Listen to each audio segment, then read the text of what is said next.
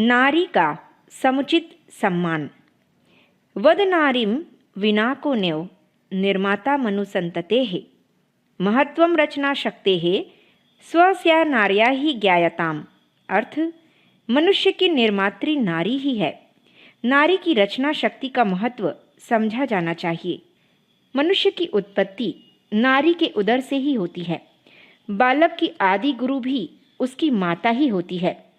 पिता के वीर्य की एक बूंद तो निमित्त कारण है, बाकी बालक के समस्त अंग प्रत्यंग माता के रक्त से ही बनते हैं। उस रक्त में जैसे गुण, संस्कार, स्वभाव होंगे, जैसी स्वस्थता, प्रतिभा, विचारधारा एवं अनुभूति होगी, उसी के अनुसार बालक का शरीर, मस्तिष्क एवं स्वभाव बनेगा। नारियां यदि अस्वस्थ, अशिक्षित, अविकसित, असंस्कृत, पराधीन एवं दीनहीन रहेंगी तो उनके द्वारा उत्पन्न हुए बालक भी इन्हीं दोषों से युक्त होंगे। ऊसर खेत में अच्छी फसल नहीं पैदा हो सकती। अच्छे फलों का बाग लगाना हो तो अच्छी भूमि की आवश्यकता होगी। यदि मनुष्य जाति अपनी उन्नति चाहती है तो पहले नारी को शारीरिक, बौद्धिक, सामाजिक, आर्थिक क्षेत्रों में प्रतिभावान एवं सुविकसित बनाना होगा। तभी मनुष्य जाति में सबलता, सक्षमता, सद्बुद्धि, सद्गुण और महानता के संस्कारों का विकास हो सकता है। नारी को पिछड़ी हुई स्थिति में रखना अपने पैरों में आप कुल्हाड़ी मारना है। जन समाज दो भागों में बांटा हुआ है, पहला नर, दूसरा नारी। नर की उन्नति, सुविधा एवं सुरक्षा के लिए प्रयत्न किया जाता है, परंतु नारी हर क्षेत्र में पिछड़ी हुई है।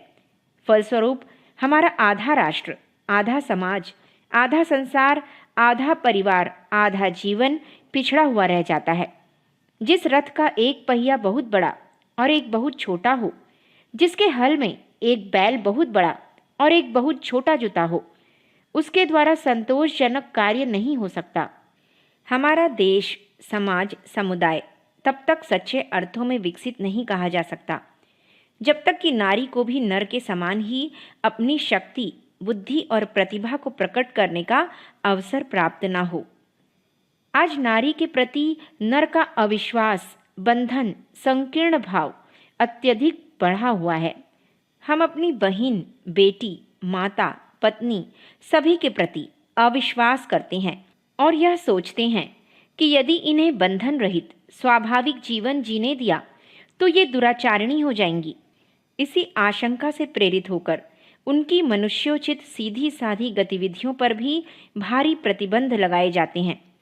अपने प्रति, अपनी आत्मा के प्रति अविश्वास करना जितना निष्कृष्ट कार्य है, उससे भी पतित दृष्टिकोण यह है कि हम अपनी बहन बेटियों को अविश्वस्त समझें। ऐसी पतित मनोवृत्ति भारतीय संस्कृति की महानता एवं उदारता के सर्वथा प्रतिकूल है। गायत्री का 5वां अक्षर व यह बताता है कि नारी के प्रति नर का दृष्टिकोण उदार तथा पूज्य रहना चाहिए। नारी में नर की अपेक्षा सात्विकता की मात्रा बहुत अधिक है। उसमें करुणा, सेवा, प्रेम, दया, सहृदयता, सहानुभूति, कृतज्ञता एवं ममता की भावना पुरुष की अपेक्षा कहीं अधिक है। इसी प्रकार वह चरित्र, संयम, सदाचार और पवित्रता की दृष्टि से भी नर की अपेक्षा उसका स्थान बहुत ऊंचा है। इसलिए कोई कारण नहीं कि पुरुष अपनी अपेक्षा नारी को हीन समझे, उस पर अविश्वास करे और उसके समुचित विकास में बाधक बने। गायत्री माता को पुत्रों की अपेक्षा पुत्रियां अधिक प्रिय हैं, क्योंकि उनमें वह सतोगुण कहीं अधिक है जो नटखट लड़कों में नहीं होता है। इसलिए गायत्री माता का संदेश और आदेश है कि नारी को अशक्त, अशिक्षित, अविकसित एवं पराधीन स्थिति में न रखकर उसे सभी दृष्टिकोण से बलवान, विकसित एवं आत्मनिर्भर बनाने का प्रयत्न किया जाए। नर के ऊपर नारी का बहुत ऋण है। अपने शरीर का ही एक भाग देकर बच्चे का शरीर बनाने वाली और अमित कष्ट सहकर उसका पोषण करने वाली माता के रूप में उसका भारी ऋण है। अपना आत्मार्पण करके अर्धांगिनी बनने वाली नारी का उपकार भी कम नहीं है। पुत्री और बहन के रूप में भी वह अपनी सौम्य भावना से हमें आह्लादित करके ऋण भार से ढक देती है।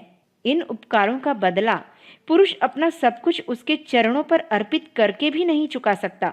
इतने पर भी यदि पुरुष कृतज्ञ बने और नारी के प्रति हेय भाव रखे, उसके जीवन विकास में बाधक बने, तो यह सर्वथा अनुचित ही है। प्रकृति ब्रह्म, सीताराम, लक्ष्मी नारायण, राधे श्याम, गौरी शंकर आदि नामों में जैसे नारी का स्थान प्रथम और नर का द्वितीय है, उसी प्रकार श्रेष्ठता और स्वाभाविक महानता की दृष्टि से हमारे सामाजिक जीवन में भी नारी का स्थान प्रथम है। उसका यदि समुचित सम्मान किया जाए, उसकी उन्नति और सुविधा का समुचित अवसर दिया जाए, तो वह संसार के लिए वरदान बन सकती है। पुरुष की लड़ाकू और स्वार्थी वृत्ति ने प्रभुता पाकर आज संसार में सर्वनाश की विभीषिका उत्पन्न कर दी है। पर यदि नारी शक्ति का विकास हो जाए तो वह इस व्यापक असुरता पर सहज ही नियंत्रण स्थापित कर सकती है और आज नरक बना हुआ संसार कल सहृदयता, सरलता, ममता, कला और सरसता से ओतप्रोत बनकर स्वर्ण समान शांतिदायक हो सकता है। राष्ट्र को ऊंचा उठाने की अनेक योजनाएं बन रही हैं। मनुष्य को अधिक अच्छा बनाने के लिए अनेकों प्रयत्न हो रहे हैं। उन सबका तब तक कोई विशेष परिणाम नहीं निकल सकता जब तक कि नारी जाति वर्तमान दुर्दशाग्रस्त दशा में पड़ी हुई है। यदि खेत ही अच्छा न होगा तो उसमें अच्छी फसल उपजने की क्या आशा की जा सकती है। सुसंस्कृति और सुविकसित नारी के द्वारा ही महान पुरुष पैदा हो सकते हैं। कोई देश या समाज रुपए पैसे से नहीं, वहां पुरुषों से ही वास्तविक धनी बनता है। जिस देश की नस्ल बिगड़ी हुई है, जिसकी कुसंस्कार ग्रस्त माताएं निकृष्ट मनोवृत्ति के बालक उत्पन्न करती हैं, उस देश या जाति के पास चाहे कितनी ही धन दौलत क्यों न हो, वह सदा पतित दशा में ही रहेगी। बीमार और कमजोर पर सदा अधिक ध्यान दिया जाता है। उसकी सेवा, शुश्रूषा, चिकित्सा एवं परिचर्या के लिए अधिक प्रयत्न किया जाता है। इसी प्रकार आज पुरुष की अपेक्षा स्त्री जाति की सुव्यवस्था की ओर अधिक ध्यान दिए जाने की आवश्यकता है। गायत्री माता हमारे दृष्टिकोण में भारी परिवर्तन उपस्थित करती है। यह स्त्री जाति के प्रति पूज्य भावना रखने और उसके साथ तदनुरूप ही व्यवहार करने का आदेश करती है। पश्चिमी देशों में स्त्री को समानता का आंदोलन चल रहा है। भारतीय संस्कृति में नारी का पहले से ही समानता की अपेक्षा अनेक गुना उच्च पूज्य स्थान दिया गया है। उसी दृष्टिकोण को अपनाकर हम अपने देश और समाज का सच्चा कल्याण कर सकते हैं।